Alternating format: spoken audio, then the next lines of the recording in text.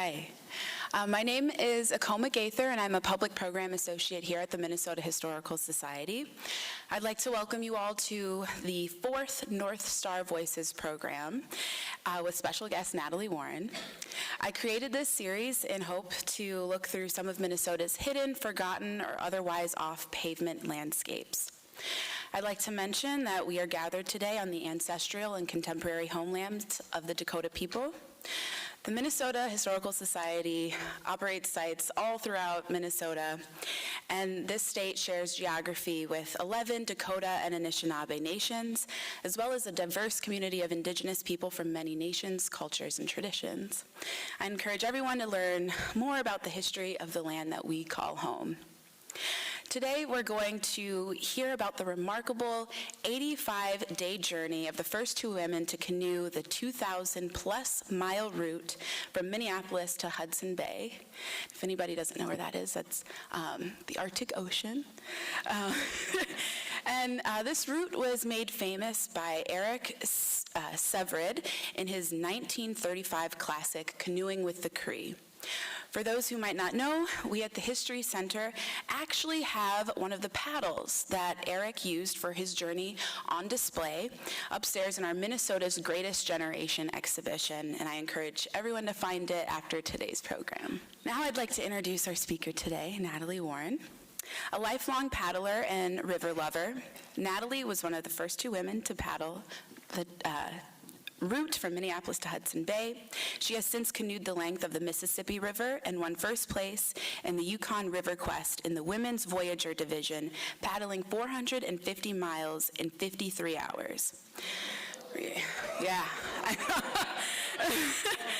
A contributing writer to outdoor publications, she has worked with Bancroft Arneson Explorer, Wild Rivers Conservancy, and River Management Society, and has started a nonprofit to present urban rivers as natural and dynamic classrooms for youth. She is currently a PhD candidate researching environmental communication at the University of Minnesota, where she studies the human-nature relationships and works with the publication Open Rivers, Rethinking Water, Place, and Community. Natalie lives in Minneapolis with her husband, daughter, and dog. Let's give her a warm welcome.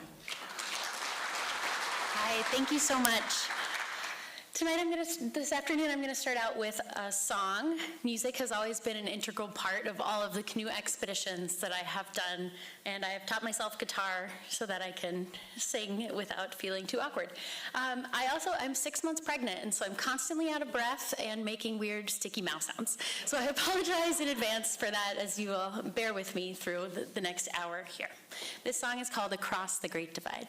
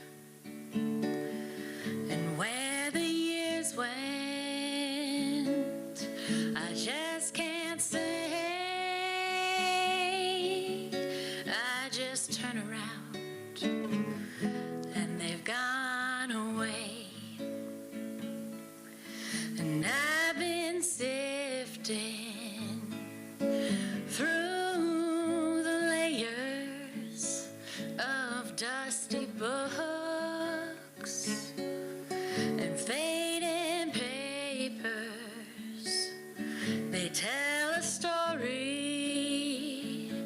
that I used to know.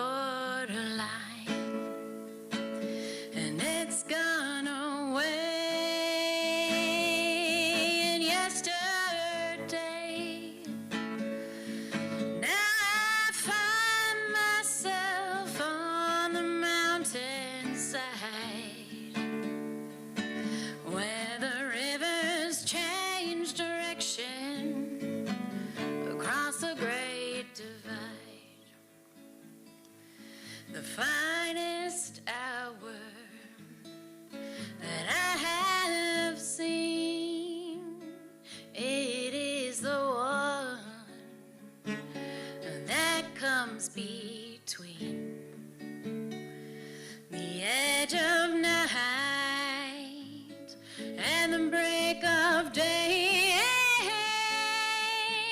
It's when that darkness, it rolls away, and it's gone away. And yesterday, now I find myself on the mountainside, where the rivers change direction across a great divide.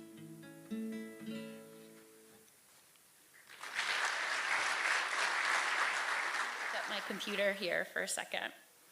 But as Akoma mentioned, in 2011, I was one of the first 2 women, along with my best friend Ann Raiho, to paddle the 2,000 miles from Minneapolis to Hudson Bay, inspired by Eric Sevareid's route in his book, Canoeing with the Cree.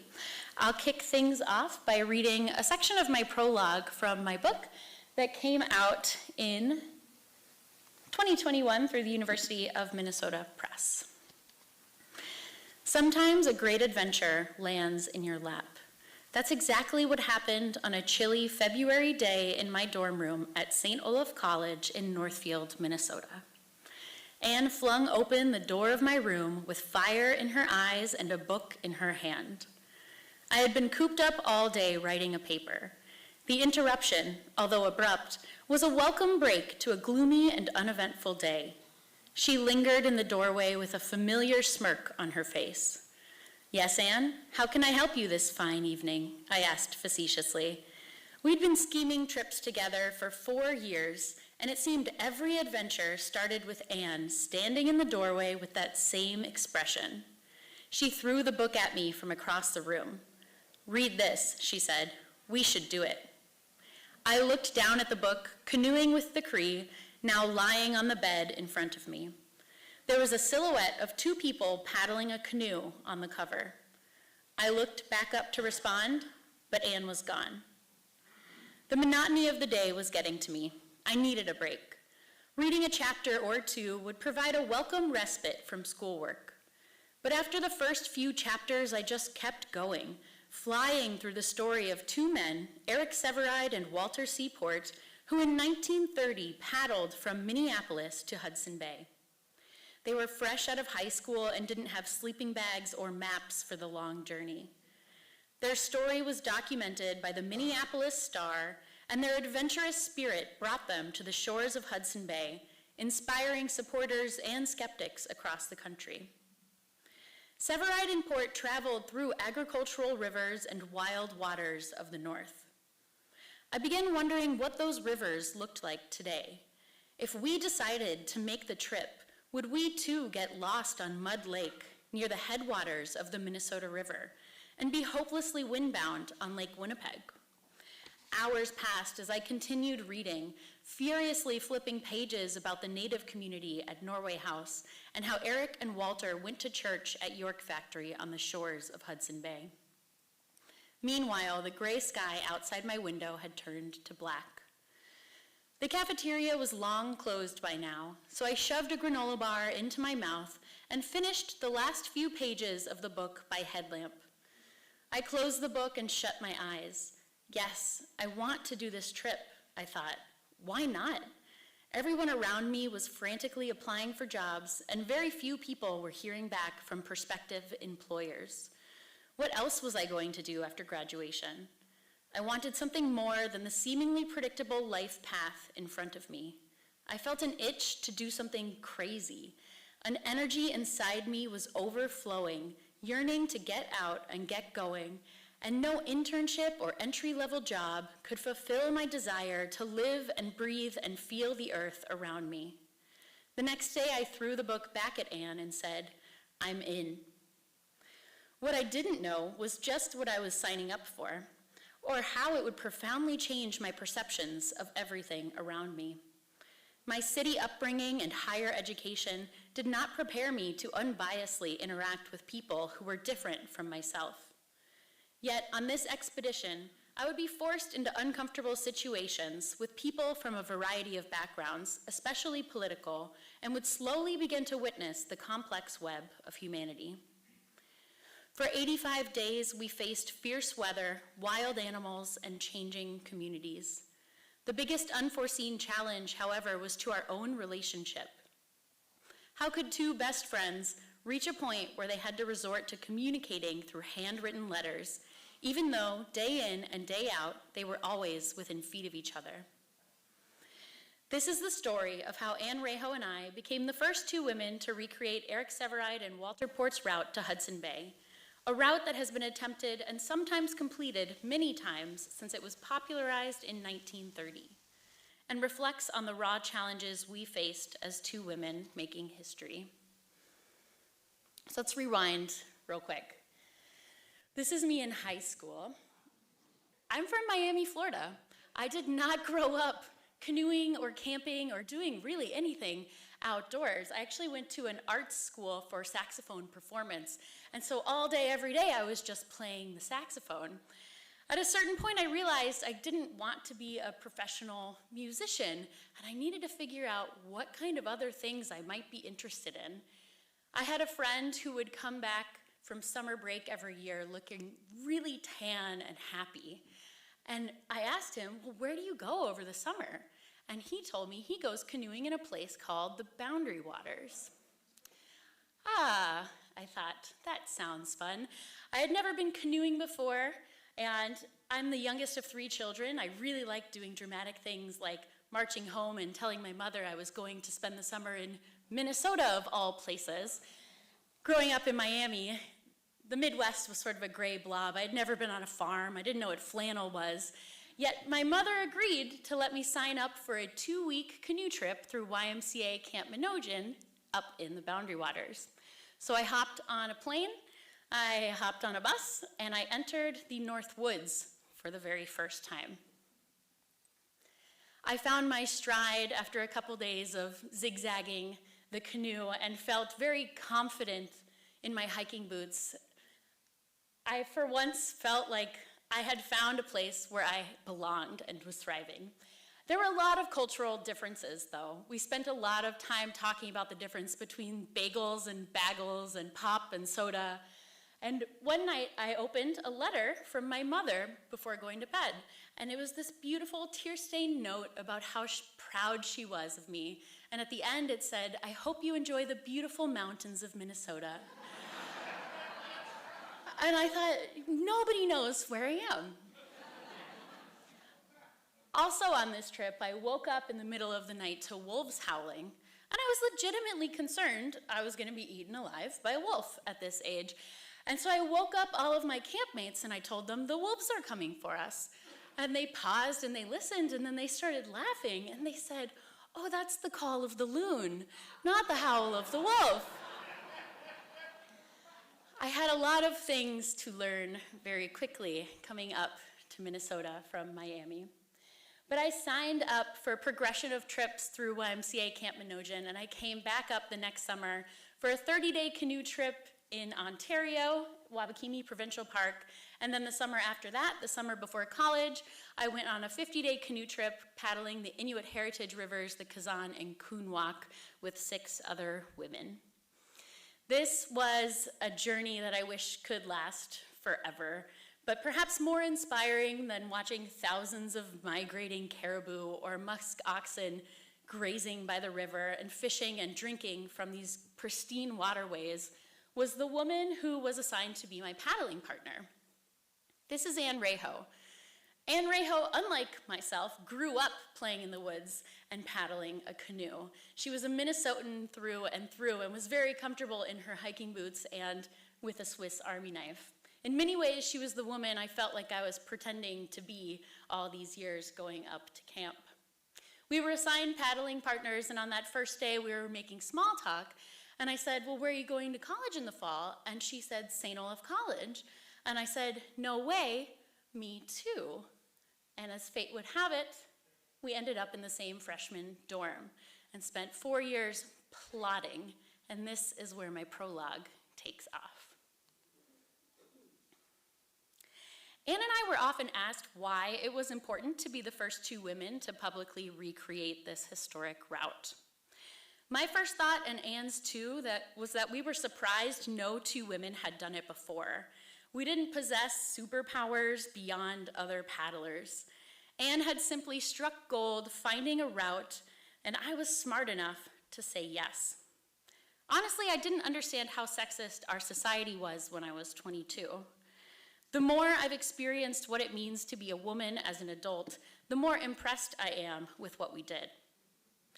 I didn't expect to encounter such direct sexism beyond the subtle interactions and barriers that all women face when we try to do anything out of the ordinary. But naysayers fanned a fire in us to prove that we could be the first two women to paddle this route. I talk about a guy in the book who laughed at us when we told him where we were going. He said we wouldn't make it to Hudson Bay, and if we did, we wouldn't get there until October, if we made it at all.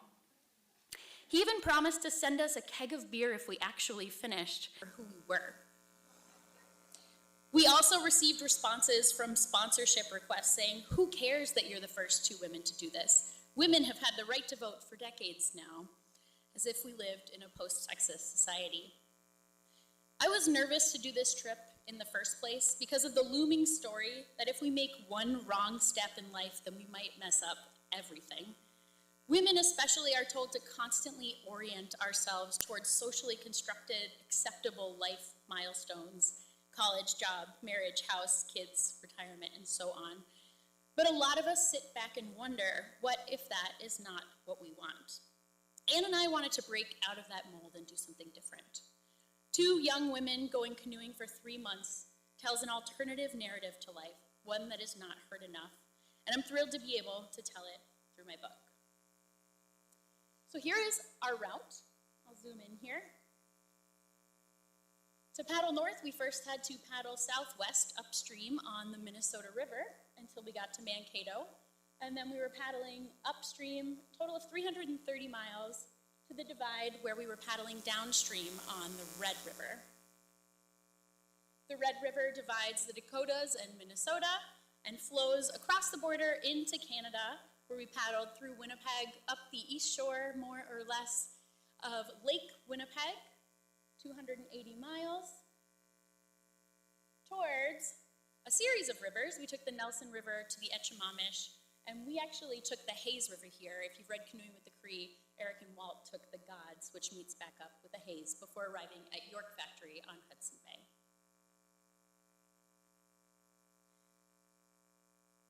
We launched during the flood of 2011. The Mississippi River was crested about 20 feet above its normal level. Pike Island, Bedote, a sacred place considered the origin of all life to the Dakota people, was completely submerged. And so we found a random inlet at Fort Snelling State Park to push off. We were worried the current was too strong to paddle upstream, but we finally turned the corner, and here you can see us inching forward. We joked that if we got swept downstream, we would just paddle the Mississippi River instead. Can anyone guess how many miles per hour we could paddle for 330 miles upstream during a flood? We got 2 over here. Half. We were paddling an average of 1.5 miles. So to put that into perspective, you can walk the Minnesota River faster than we canoed it. But we got to appreciate every leaf on every tree. And the hardest part of any expedition for me is the planning phase, where your stuff is everywhere. You're trying to figure out logistics and food drops and maps, and then finally we were just in our canoe with everything we needed, and all we had to do was paddle and think about what to eat, which we spent a lot of time doing, and where to camp. Before we left on this journey, people told us that the Minnesota River is a dirty, polluted agricultural river. They called it the river of chocolate milk. And someone even said, it's too bad you have to paddle it as a part of this route. We had very low expectations for this section of our journey. Yet on our first day, we were paddling through a national wildlife refuge. Otters came to swim by our boat, wishing us good luck on our journey and a sign of fairly good ecosystem health. We found the Minnesota River to be an underrated, beautiful recreational gem, and it felt like we had it all to ourselves. Now, it is also a dirty, polluted agricultural river. I studied environmental studies and policy in college, and so I had a bit of a chip on my shoulder here. I had just spent 4 years reading and talking and thinking about environmental policies as they relate to agriculture. Yet, Ann and I were physically launched into the real world to learn things that we had not learned in a classroom. I noticed there was a severe lack of buffer zones on the farms that we were passing, areas of vegetation that help filter out the chemicals we use on the farm fields before they reach the water. Granted, it was during a flood, but these floods happen now every few years, and so the river was flowing over cornfields, which means that the excess nitrogen and phosphorus from these fields is going directly into the Minnesota River, flowing into the Mississippi River, flowing all the way down to the Gulf of Mexico and contributing to the dead zone, in which that extra nitrogen creates huge algal blooms that depletes the oxygen and doesn't allow for aquatic life to live. Ann and I were paddling through the very beginning of a global food and water crisis. Yet, because the river was flooded, we had no dry land to camp on many nights.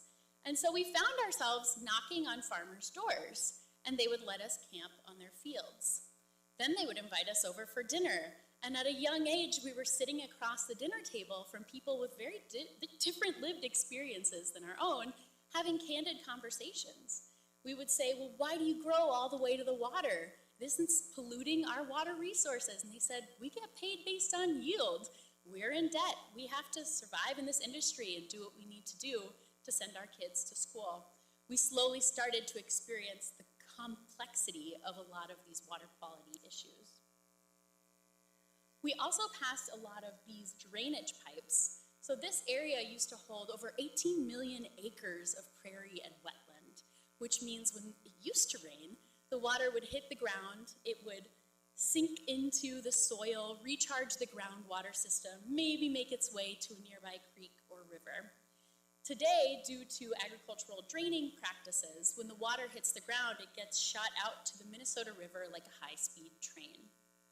As a result, the Minnesota River now holds more water in it than it has historically, and as that rushes downstream, it eats away at the banks, eroding the river, and carrying sediment all the way into the Mississippi River that doesn't have a chance to settle until it gets to Lake Pepin, which is slowly filling in with sediment from agricultural practices on the Minnesota. Ann and I had been on a lot of wilderness trips. And on those trips, you see wildlife, maybe you have a rainy day or two, you write a poem, you sing a song, you hang out with your friends. This trip was really, really different. We were paddling through areas where we could directly see human impact on the landscape. We had to confront things like large energy plants that are often hidden from public eye, and we had the ability to feel the change in water temperature upstream and downstream of a lot of these industries, and speculate how that impacts the ecosystem beneath us. We got to put a face to the name for simple actions at home, like turning on a light switch or turning on your water, and start to understand the backstory to all of those processes. This is a picture of us paddling up to the Granite Falls Dam. Paddling upstream was challenging. Paddling upstream to a dam is extremely challenging as the water usually is flowing faster. And you can see here in this picture the water sort of hitting our bow. Ann and I were paddling as hard as we could, and I looked over at a tree and I noticed it wasn't moving. And in between heavy breaths, I said, Ann, there's a path there, let's pull over, let's carry or portage all of our gear to the other side of the dam and put back in where the current isn't as strong. We agreed to do this just as 2 photographers jumped out of the bushes and they started taking our pictures saying, you can do it, you can paddle all the way to the dam. So we have a sense of pride and we non-verbally agreed we'd keep going. It took us about 45 minutes to paddle less than half an hour, but meanwhile, the community of Granite Falls was trickling down to the riverbank to cheer us on. When we finally got to the takeout spot, the mayor was there to greet us. And he enthusiastically shakes our hand and says, wow, I've never even seen 2 guys do that before. And we're like, why would anybody do that? We paddled a series of lakes until we got to the Portages River. So at this point, if you've read Canoeing with the Cree, since 1930, the Portages has been highly channelized by the Army Corps of Engineers, and it's just sort of a straight chute of a river until it meets up with the Otter Tail and forms the headwaters of the Red River of the North. We were finally paddling downstream. So if we were going 12 to 15 miles a day, paddling 12 hours a day on the Minnesota River upstream, can anyone guess how many miles a day we could paddle on the Red River, still during a flood, now going downstream? Yeah, we were going 50 to 60 miles a day, and we were loving it. Living the dream downstream is what we would always say. On our journey, we came across this monument. It's 5 empty tractor seats to represent the disappearance of the family farm. In a lot of these small towns, we heard stories of decreasing populations. You used to need an entire community, at least an entire family, to farm, and now with the advancements in agricultural technologies, you can feasibly have 1 or 2 people farming thousands of acres of land and not even live on that property. People would show us around, and the story was always the same. This place used to be really cool. And so Ann and I spent a lot of time talking to people and talking in the canoe about the resurgence of small town America, focused on good food and on trail systems, and how cool it was that we were able to paddle from town to town along the Red River on our journey. But I don't want to paint this picture of just a deserted landscape that used to be full of life on the Red River. We did meet communities that were extremely vibrant and turning back toward the Red River, taking kids out to kayak on the water. We met someone who was so excited to show us her favorite tree. And I had this moment of an identity crisis where I'm like, I don't have a favorite tree. I don't live anywhere. And just this sense of place and the people that we met along the river really struck me. This is a picture of us with the International Water Institute in Climax, Minnesota. They threw a barbecue for us, and everyone kept coming up to us telling us the same story about a woman from the neighboring town of Fertile who was murdered in their town. And the next morning, the newspaper title read, "Fertile Woman Dies in Climax." And that's their favorite joke in Climax, Minnesota, and I'm so sorry. We continued on the Red River, and we had to cross the border into Canada. Now, Ann is much better at logistics and small details than I am, and she had reached out to the border station prior to our trip to let them know what we were doing and see if they would meet us by the river so that we wouldn't have to spend an entire day carrying all of our gear to the station and back to the water. They agreed to do this, but we still weren't quite sure what to expect. Well, we launched from Pembina one morning. We were paddling like any other day, and we turned the corner, and there's a bridge with 2 huge black SUVs on top. And when they see us, they turn their sirens on and drive down to the riverbank. It's not the only time I've been pulled over on a river. 6 border agents come out in full uniform, and they watch this performance unfold before them. The Red River is a muddy, mucky river, especially during floodwater. You can't just paddle to shore and hop out on solid ground. We canoed as close as we could until our boat got stuck in the mud, and then we got out and we had to do our quick feet so that we wouldn't sink into this mud. And we finally pulled the canoe maybe about 30 feet away, and we slopped over to them. And you could tell they were looking at our boat, they were looking at us, caked in mud, and looking at their clean black shoes. And they said, well, we're not gonna go over there, so why don't you get your gun and we'll take one of you to the border station. We brought a shotgun with us for extra protection for when we got to polar bear country. And so Ann went to the border station, and I stood on shore with 3 agents making small talk, failed small talk, for about 45 minutes, wondering, where the heck is Ann? Well, she gets really red when she's nervous, and it was a hot July day, and she was overheating, and so they accused her of acting suspiciously and had to keep her for further questioning. But she finally came back, and we pushed off into Canada. Now, Canada, at this point in our lives, meant one thing: poutine. French fries covered in gravy and cheese curds. We were burning thousands of calories a day. We We spent a lot of time thinking about food, and this is all we wanted when we got to Canada. So we pull over in the first small town we find, and we push open the door of this little dive bar, and we say, "Do y'all have poutine?" And the bartender stops and looks at us very seriously and says, "We have the best poutine in Manitoba." Great. So we carbo loaded, and the beauty of traveling with just one other person whom you trust so much is that you can make these really impulsive decisions together. We knew we only had 100 miles to go on the river until we got to Winnipeg, and that there was going to be a full moon that night. When we got to Winnipeg, Ann's parents were going to meet us to drop off our second round of food for our trip, and we were going to stay in a hotel.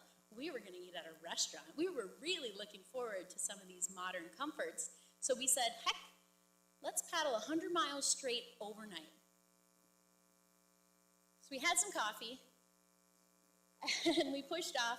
This is around 10 p.m., so end of July here. And we watched the sun slowly sink in the horizon as we continued on our way. This is the moon around 1 a.m. We had about a 2-hour repertoire of music that we would sing every day, perfecting our harmonies, and we were singing as loud as we could this night, Cat Stevens' Moon Shadow, but we only knew one verse.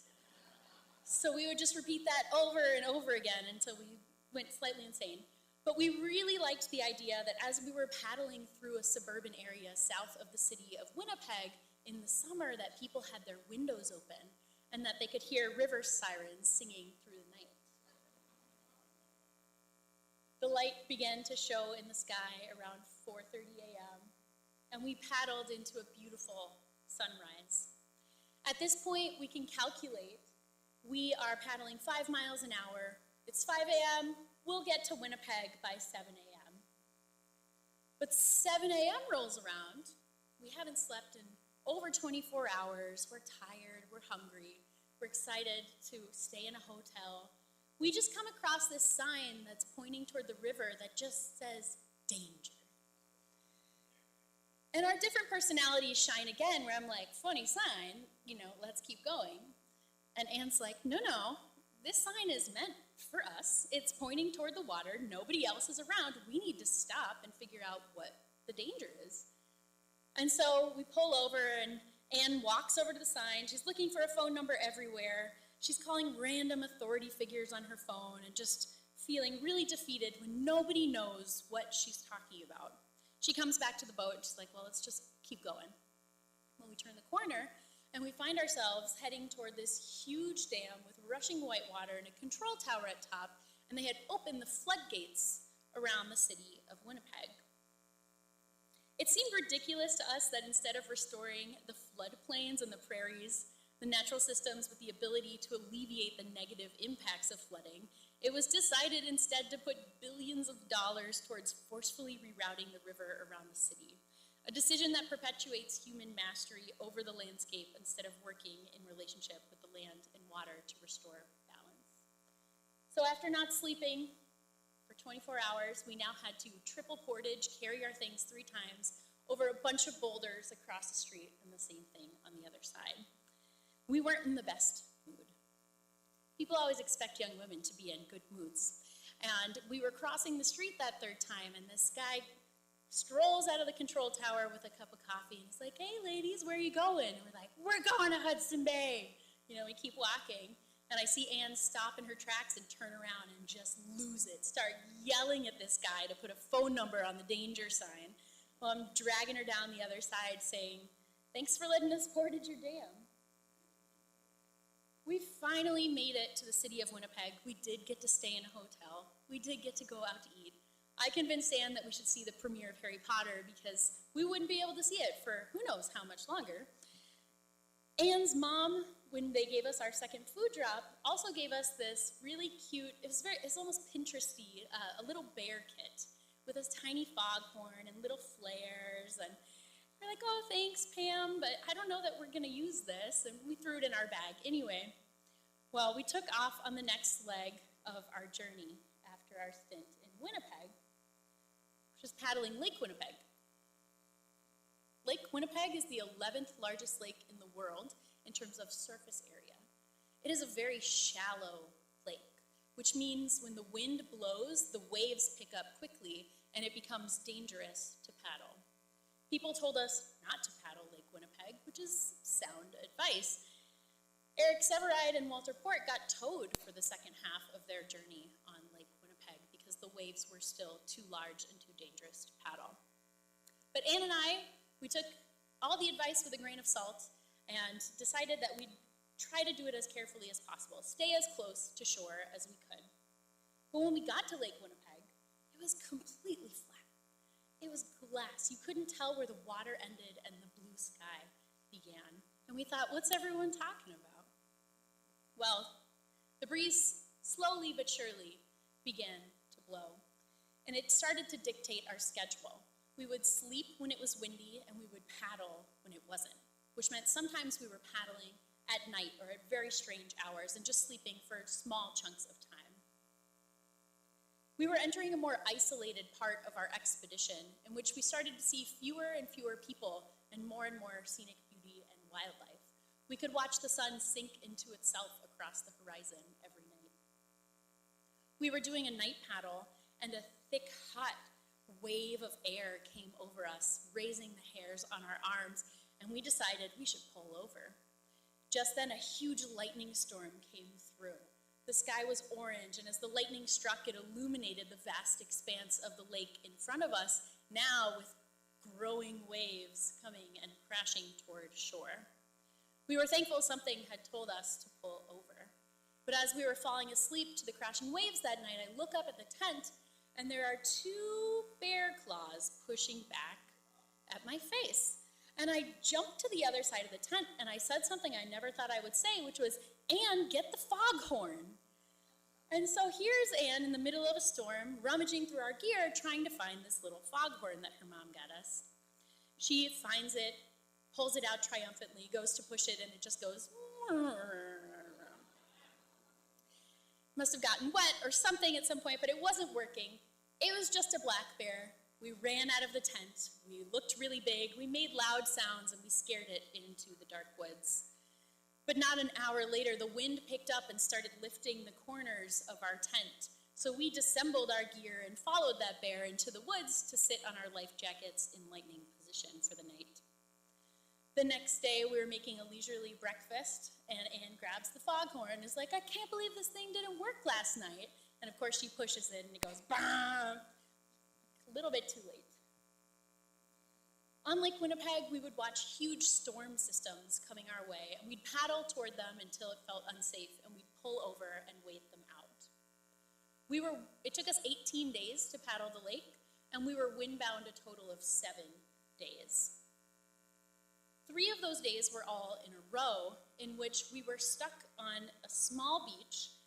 Lake Winnipeg is known for its huge white sand beaches, but the water level was 10 feet above its normal level that year, and so we just had a small beach and a berm and swamp as our camping ground for 3 days.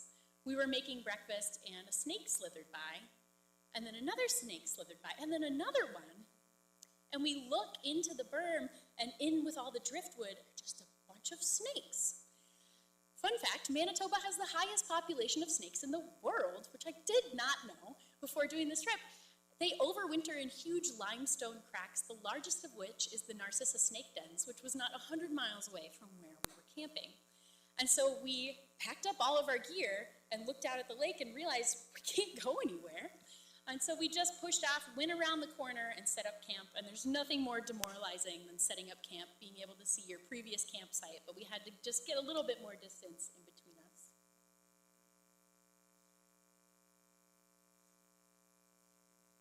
I didn't take this picture. If you've tried to take a picture with a digital camera of the Northern Lights, it doesn't work. But Ann and I were doing a night paddle. The stars were out, the Milky Way was out, the lake was completely flat, and it was reflecting on the water, so it looked like we were paddling through space. Ann and I got along really well for 2 people who were together for 100 days straight, working as one. But we did have our problems, and at this point in the trip, Resentment had been building because Ann thought I was a little bit too carefree about our decisions, and I thought Ann was a little bit too nervous about our decisions. This actually makes for a great partnership, but it has to be in balance, and we had yet to have an argument. I was in the stern directing where the boat went this night, and I thought, flat lake, we're gonna make some great ground. And so I pointed towards the middle of the lake to get some distance. Well, this made Ann feel uncomfortable. She asked me to point closer to shore, and I thought I had, but the simple sway of the bow back to the middle of the lake made us crack. We started yelling at each other about things that had happened back in college, all the way up to our trip. We were pulling the weeds of our relationship, and unbeknownst to us at this time, the northern lights started to glow in the sky above. It started as a small green orb and expanded into strings of green and pink dancing above us, but we were no longer speaking to each other, unresolved in our issues. We paddled on. I tried to point closer to shore, but I felt like I was overcompensating, so hours later I said, Ann, can you shine your headlamp towards shore and see how far away we are?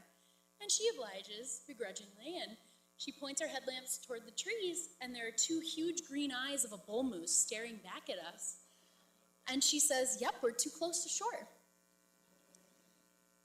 The next morning, we were windbound again, still not talking to each other.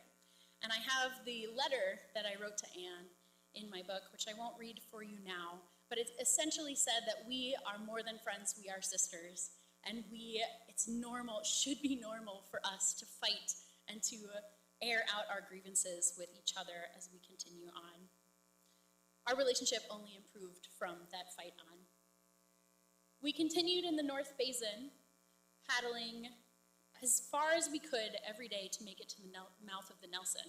One day we encountered a green, smelly, slimy carpet floating just beneath the surface of the water. Huge algal blooms caused by agricultural runoff on the Red River, so large that you can see them with the naked eye from space. So essentially a microcosm of what's happening in the Gulf of Mexico. Ann and I talked to a lot of communities about how this has impacted not only the fishing industry, but a lot of the small towns and the old booming boat industry that was on Lake Winnipeg. We finally made it to the Nelson River, and we bawled. We didn't cry when we made it to Hudson Bay, but something about finishing Lake Winnipeg let us know that we could feasibly do the rest of this trip. We paddled on the Nelson River until we got to a community, a First Nation community called Norway House.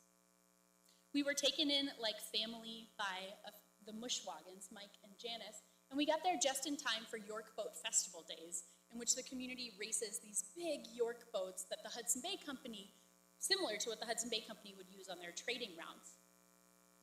Live music, people were out making food, and in the middle of the day, we noticed everyone was lining up in the middle of town. And we said, Mike, what's the next event? What's going on? And he's like, oh, actually, this event was created by the Canadian government to celebrate the day that our lands were stolen. And every year, we line up to receive $5 as payment for generations of injustice and stolen land. We were confronted with the sobering reality that when people are forcefully taken from their land, that they are also stripped of a future in which they are not constantly fighting for rights and for recognition. We stayed up late with the Mushwagans that night, hearing more about some of the injustices, but also the hope and their durable connections to their land, water, and each other that can show many of us a pathway, a different way forward. They told us that they have a huge stray dog problem. And we had noticed a lot of dogs were running around carefree during the day, and they have no humane society. And in the winter, the dogs pack up and attack people. And so Mike looks at us, and he's like, y'all should take a dog. If a polar bear comes, it'll eat your dog, and you'll have time to load your gun. And, you know, I'm 22, Ann's 21. We don't live anywhere. We don't have any money. Like, it's a bad idea. And so we laugh it off, but then the next day we are walking around town like we're window shopping. And that night, Mike's daughter, Crystal, drives us around town looking for a dog about this big that would fit in our canoe. And so we saw the silhouette of a dog licking ketchup packets outside of their movie theater, and I ran out and I grabbed her. This is Maihan. Maihan in Cree means wolf, and Mike and Janice blessed us with that name. We like to think that she was part wolf. We put her in our canoe the next morning, and it turns out she's afraid of water. This actually works out really well. I don't know if you've ever tried to canoe with a dog who loves water. It's not easy. And so Maihan would sleep most of the day in the boat, except for, of course, when we were paddling whitewater. She would somehow find her way to the highest spot. And at night, she would run around and hunt. We even woke up to a beaver hand outside of our tent one morning, so we like to think that that was her peace offering to us. And we finally had someone to blame for all of those nighttime sounds when you're trying to fall asleep in the woods. Ann's mom liked to joke that at this point in our expedition, we knew what it was like to be married with a child. We had already talked about everything there was to talk about, and now everything was, oh, Maihan's doing this, and oh, Maihan looks so cute. We finally made it to, we paddled the Echimamish, which I'll show you a video that starts on Echimamish and gets us to the Hayes. But we finally made it to the Arctic Hayes River. In many ways, the river that we had been traveling toward this entire time. We were paddling whitewater sets together, and playfulness came back to our relationship. Paddling to Hudson Bay showed me that what we do on land greatly impacts the water. Water quality usually does not collapse overnight. It degrades slowly as a result of small compromises and seemingly harmless encroachments of industry and development sprinkled across a watershed. On this expedition, we witnessed the water change from polluted agricultural rivers, where we had to fill large water jugs until the next resupply, to the beautiful, clean Arctic waters of the Hayes River, where we had the rare privilege of drinking water directly from the river without filtering. The Hayes River, unlike other sections of our expedition, is relatively untouched by humans. It has room to breathe, sink into the ground, and expand into the landscape. It effortlessly provided us with fresh water and abundant fish to eat. This pristine waterway reminded us of what rivers once were, of what we have already lost, and of what could come back with new ways of living in and with the world. We wouldn't paddle something like this, but I do have a story in the book of how we almost went over a Class 5 ledge, ended up going down a side stream, getting lost, but that night ending in a small lake where 5 waterfalls landed. There was just enough room on a small island for us to set up our tent, and the next morning as we were leaving, Ann left a little piece of granola bar on the rock for the Sasquatch, which we had been warned about before departing on this part of our journey. There are a couple points of reference that I want to show you that I mention in, here is my original journal, and I'll read you the very last journal entry I wrote. This is White Mud Falls, the very last rapid set on the Hayes before 200 kilometers out to Hudson Bay. We were moving from the forest to the taiga. The trees get shorter and shorter and shorter until you're in the tundra. And here's a video of us starting on the Echimamish. The Echimamish in Cree means the river that flows both ways, and in many areas it did have sort of a confusing current to it. There was a lot of beaver activity on this section of our trip. It was a very swampy area, and so we would encounter these huge beaver dams and lodges that we'd have to pull the boat over. Here's Maihan slowly figuring out her new life. It turns out she was only 6 months old when we got her.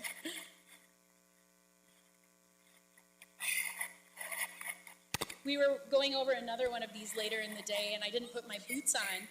And I stepped out, pulled the boat over, and when I brought my feet back in, I had 55 leeches dancing on my toes.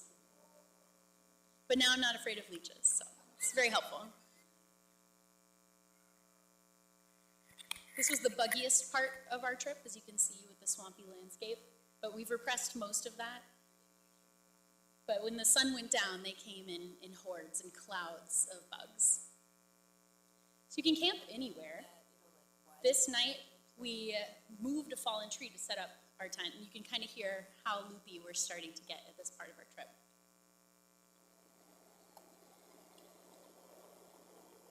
There she is, cooking away. Welcome to the kitchen. Today we're making biscuits in the pot.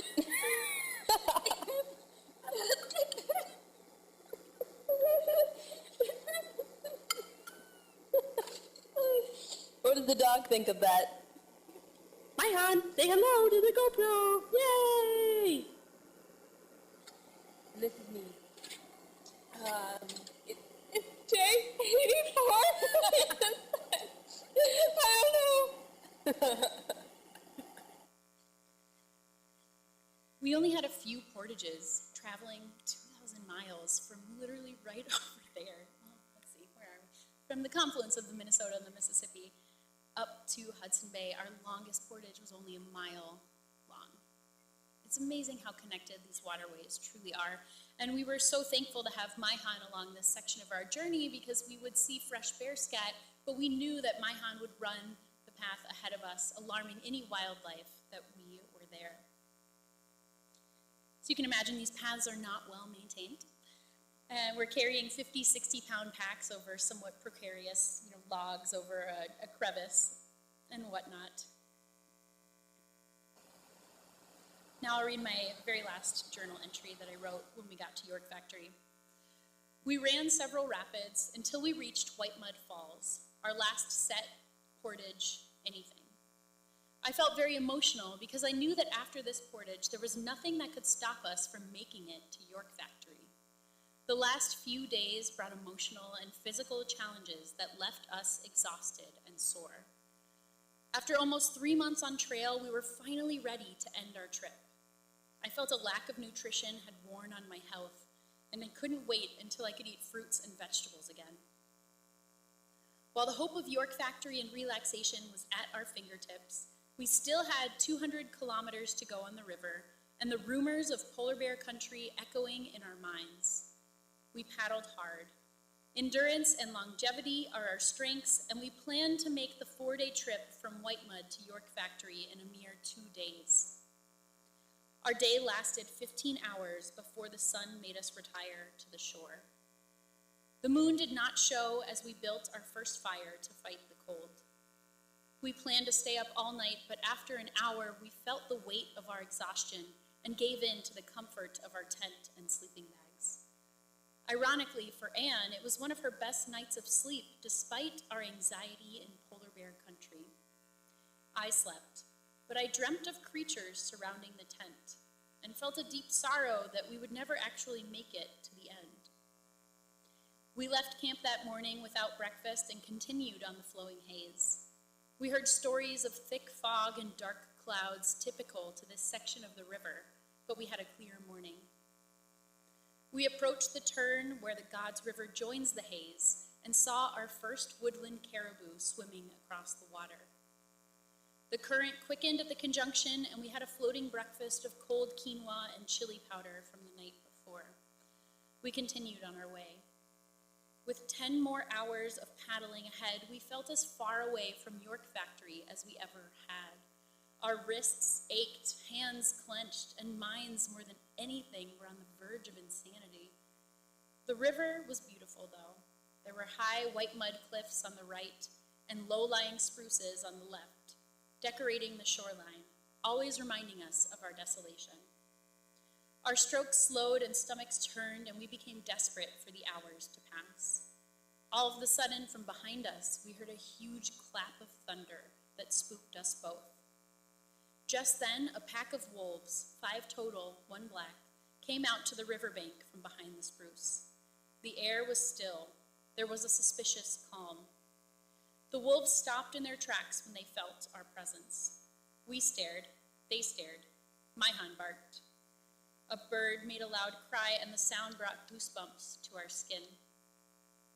We glanced at the dark cloud floating behind us, and we were off with a motivation reminiscent of our efforts on the Red River.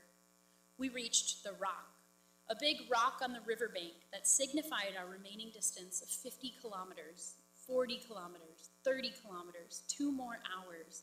We sang every song we knew, including some Christmas medleys. We saw seals, caribou, black bear. Every white rock looked as if it were swimming our way, and I joked that someone should spray paint them all black to soothe the nerves of canoeists on the haze. We were 10 kilometers away. We were hungry, tired, and desperate. It felt as though something could still go wrong. A storm, a bear. Could we really just arrive unscathed at York Factory? We passed the point where the tide effect would slow us down, but we were still moving steadily toward the bay. We turned left, and there it was, Hudson's Bay. Overwhelmed with hunger, we did not joyously celebrate the sight of the bay, but solemnly paddled toward it. I didn't know what to say, and I didn't quite know how to feel. These last few days have been some of the most trying days of my life, and I knew I could relax now, but I felt an emptiness as well. This has been my lifestyle for 85 days, and there was no party or trophy at the end, just a set of stairs leading up to a building that once manufactured York boats. How was this a major destination for canoeists?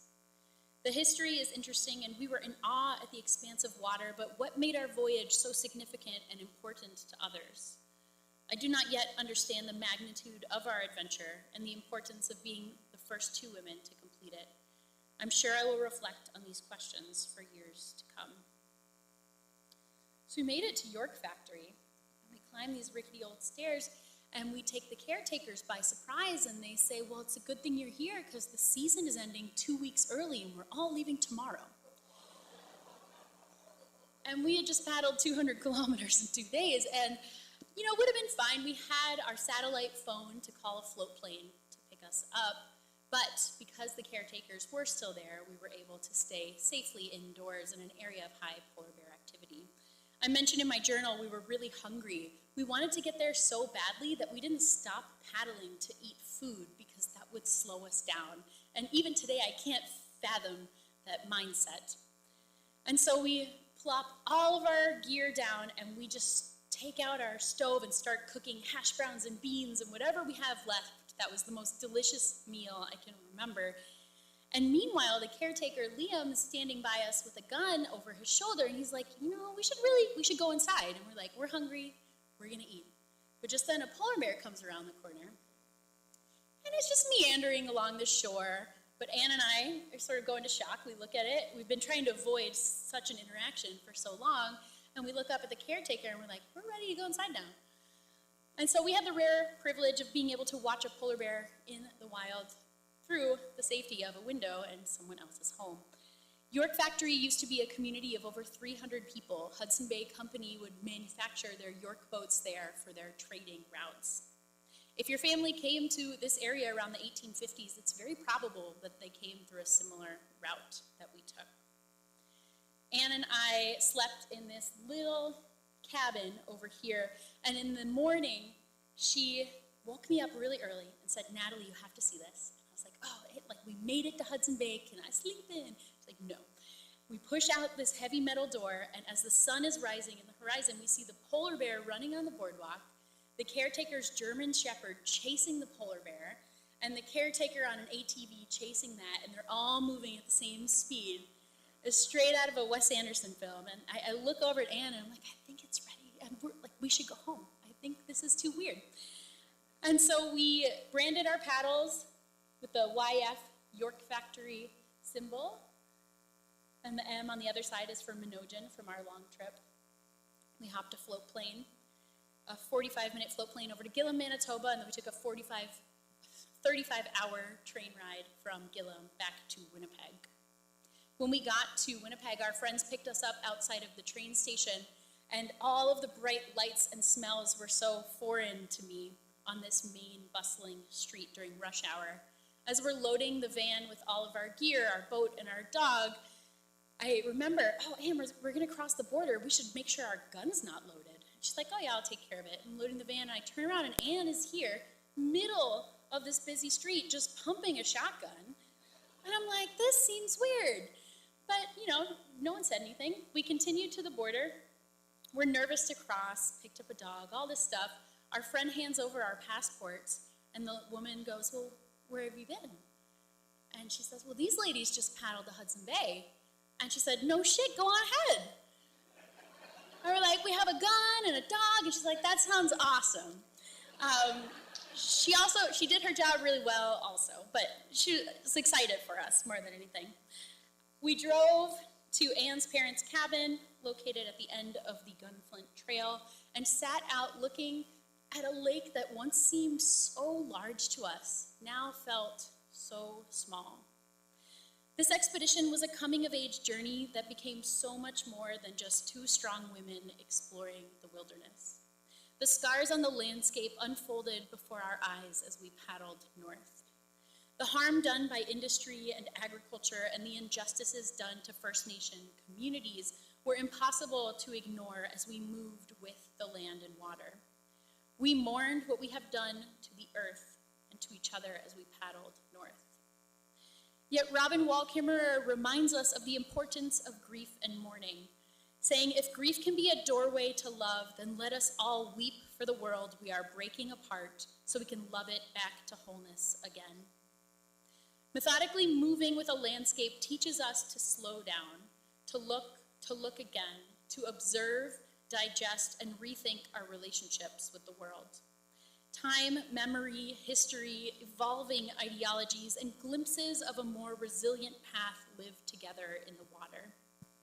As we are urgently called to action to build a resilient future in an era marked by human-caused climate change, moving with a landscape and deeply listening to and loving our surroundings teaches us the importance of thoughtful action, so that we might pause and prioritize what the world needs from us instead of just what we need from the world.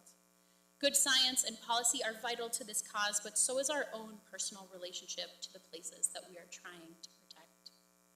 Sometimes we need reminding that it is not only okay but necessary to slow down and experience the world around us. And this poem from a beloved Minnesota poet, Robert Bly, helps me get out the door. And remember, it's always easier to stay home. What? You want to live your life over again? Well, I suppose yes, that time in Grand Rapids. My life as I lived it was a series of shynesses. Being bolder, what good would that do? I'd open my door again. I've felt abashed, you see.